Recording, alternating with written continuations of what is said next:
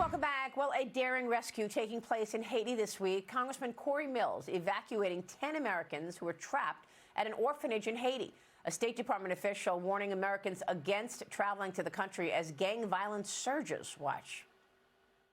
We are not actively planning for any evacuations. For 4 years, we have been telling Americans, do not go to Haiti. Do not travel there. It's not safe to do so. And for those who are there, leave as soon as you can feasibly do so without putting yourself at risk.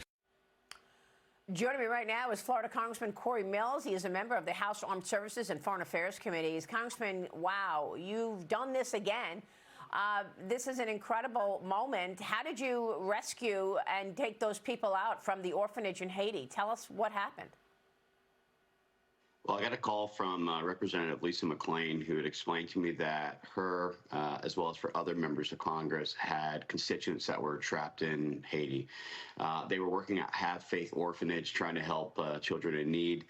They had called and reached out to the State Department asking for support, and the State Department essentially told them that we're in the midst of planning.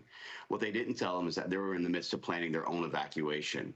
The very next day, they evacuated themselves, and these individuals no longer had anyone that they could actually contact at the State Department.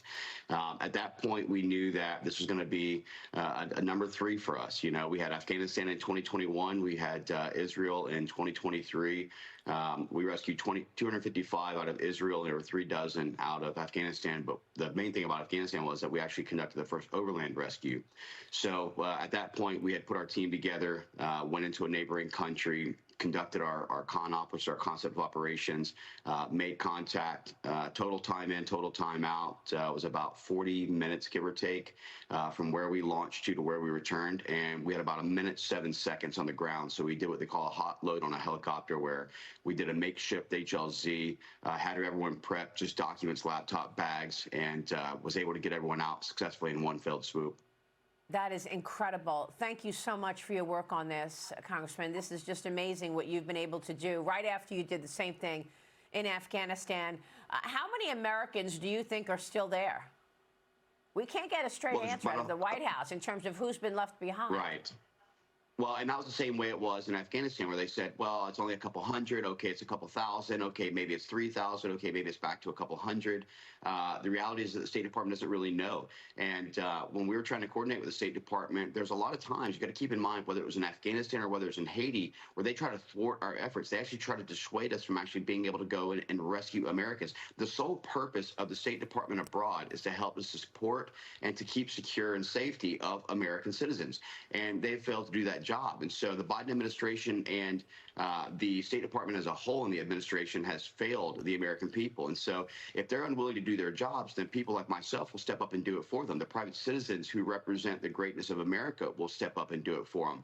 But the idea is that at least if the State Department is not going to assist, they should get out of the way. And that's not what we're finding. They're actually trying to prevent the support of this. But there's a couple of hundred that are still left in Haiti right now. And you heard the spokesman talk about how they don't even have plans to help to evacuate. Now, I have a problem with this because bear in mind, the State Department's the one who actually allocates funding to U.S. aid. U.S. aid has Americans and internationals who are conducting development operations and programs on behalf of the State Department, and they're unwilling to even help those individuals. I got a call yesterday from what they call a U.S. aid implementing partner, and they couldn't get their own individuals out in the State Department. Was no support to them, even though the program resides under their funding. And so this is dereliction of duty at its finest. But this is, again, the 3rd time since Joe Biden has taken office, whether it's Afghanistan 2021, Israel 2023, or now Haiti of 2024, where I've had to go over and help rescue or evacuate Americans because Biden's administration is responsible for these failures,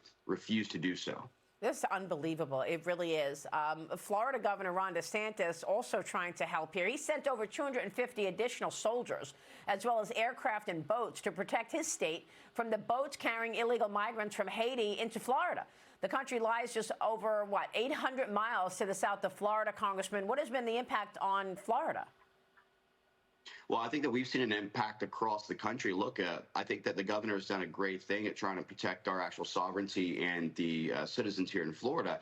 But we're seeing mass migration of Haitians across Eagle Pass in Texas. We're seeing the CBP numbers that are reflecting every single month where there's been an increase for over a year now of Haitian migrants who are coming over because of the violence and because of people like Jimmy Charrier, which they call Barbecue, who runs the G9 and family gangs there. Now you've got the prime minister who has been residing in Puerto Rico in kind of a asylum right at this point, has resigned. So now you don't have an interim government. You don't have anyone who's actually taken over. So the gangs are filling that gap. But I'll tell you, if you look at what's happening in Ukraine, if you look at what's happening with the threat of Taiwan, if you look what's happening with the Houthi rebels, our open borders, what's now happened in Haiti, the attack by Hamas on October 7th on Israel, none of this would have actually been occurring had President Trump been in office. And so I think that we're seeing that the world on fire and the pattern of abandonment by the Biden administration must change. And that's why we need to get a new elected official like President Trump back in the White House.